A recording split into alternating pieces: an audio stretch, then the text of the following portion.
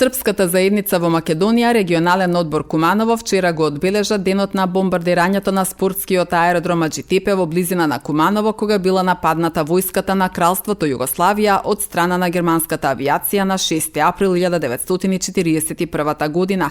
Одбележувањето традиционално се одржува кај споменикот изграден во чест на загинатите авијатичари на улицата Никола Тесла. Пред присутните се обратија председателката на Српската заедница во Македонија Гордана Јовиć-Стојковска и амбасадорката на Република Србија во Македонија Невена Јовановиć. Događaju se i danas mnoge čudne stvari za koje smo pre 20 godina verovali da će prestati, da će ovaj novi vek doneti neke promene, da ćemo, kao što tehnologija raste, dozvoliti i našoj svesti da poraste, našim emocijama. Međutim, vremena su teška, a ono što sam naučila godinama, to je sobornost, samo zajedništvo, samo poštovanje. Poštovanje sebe, poštovanje svog doma, svoje porodice i samo tako ćete moći da poštujete druge. Ako toga nemamo, onda zaista nećemo znati da poštujemo druge. Poštovanje, ljubav i sobornost su nam neophodni. Pozivam vas da budemo zajedno, koliko i da dolaze, koliko i da bude teških trenutaka pred nama. Danas se ovde sa dubokim poštovanjem klanjamo senima div junaka koji su svoje živote hrabro izgubili na nebu iznad Ađitepea 6. aprila 1941. godine u odbrani časti, slobode i svoje otadžbine.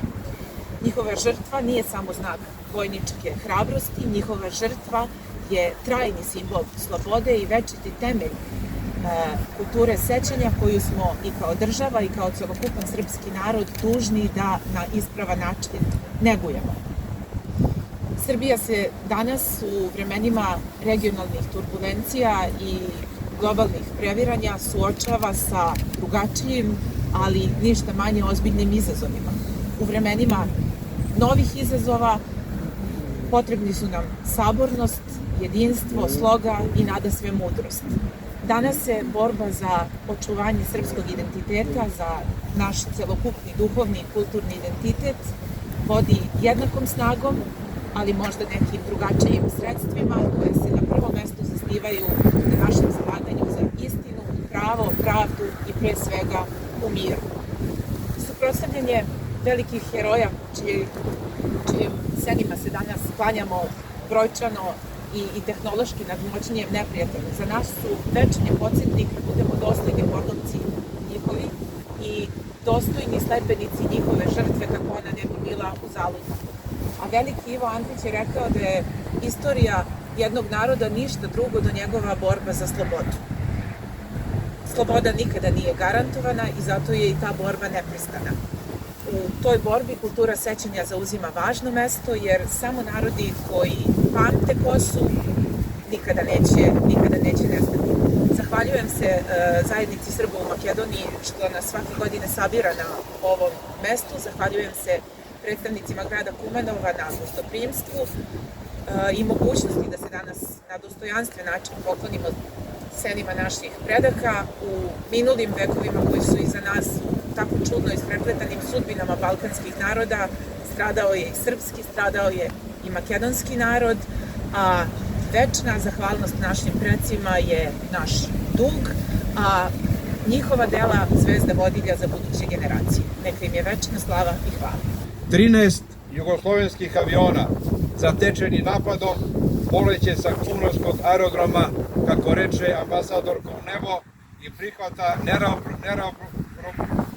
neravnopravnu borbu sa eskadrilom od 21 nemačkog aviona. 14. avion prikrivenog hrvatskog ustaše Đel Franje namerno nije poleteo s aerodroma i uništen je na zemlji.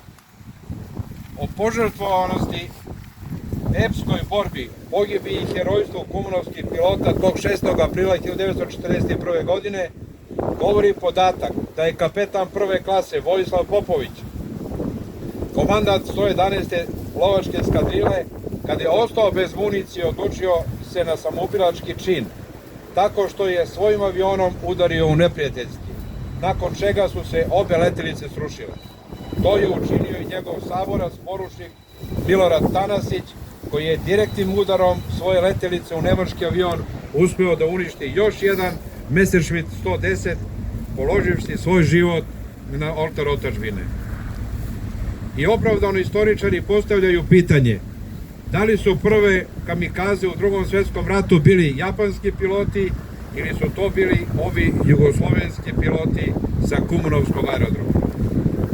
Poštovani skupe, danas ispred ovog spomenika koji su posle rata podigli Skopski vazduhoplovni garnizon i Savez boraca iz Kumanova, a povodom 84 godine od pogibije odajemo dužnu počast poginulim pilotima Kraljevine Jugoslavije, kapetanu Konstantinu Jermakovu, Rusu po nacionalnosti, komandiru 112. eskadrile, kapetanu Vojislavu Popoviću, komandiru 111. eskadrile, poručniku Miloradu Tanasiću, poručniku Milutinu Petroviću, naredniku Jevti Arsiću, naredniku Ratomiru Milojeviću, naredniku Verževu Stojedinoviću, pukovniku Fredu Gradišniku, kapetanu Nikoli Ivanoviću, poručniku Đorđu Stefanoviću, poručniku Vladimiru Kiniću, naredniku Stjepanu Jurkoviću, podnaredniku Slobodanu Đorđeviću, Vasiliju Mirojeviću, podnaredniku i naredniku Živanu Jovanoviću.